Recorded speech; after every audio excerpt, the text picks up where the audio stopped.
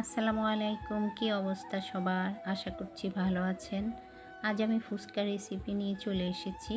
ফুচকা ভালো লাগে না এমন কেউ নেই। বিশেষ করে মেয়েদের তো অসম্ভব প্রিয় এই খাবারটি। তা আমারও খুব পছন্দের একটি খাবার। বাহিরে কোথাও ঘুরতে গেলে অথবা কোনো পার্কে গেলে ফুচকা, চটপটি তো খেতেই হবে। তো আজ আমি বাসায় বানিয়ে নিচ্ছি। বাসায় ফুচকা বানানো ঝামেলা থেকে বাজারে রেডি করা প্যাকেট ফুচকা পাওয়া যায়।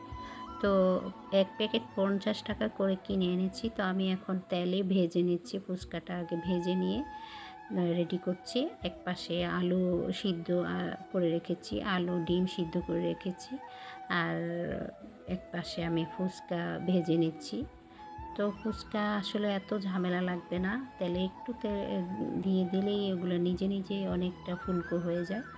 তো আমার ফুচকা ভাজা শেষ হয়ে গেলে আমি অপর দিকে আলু, ডিম সিদ্ধ করে রেখেছি, ওগুলো আমি ভর্তা করে নেব।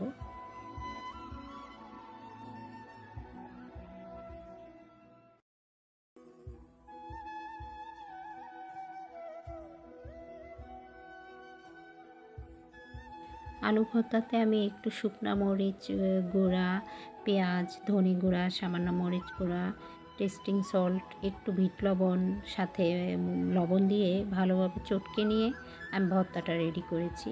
আর অপরদিকে তেঁতুল দিয়ে ধনেপাতা মিক্স করেছি। তেঁতুল ধনেপাতা দিয়ে পানির সাথে একসাথে আমি মিক্স করেছি। টকটা বানিয়ে নিয়েছি।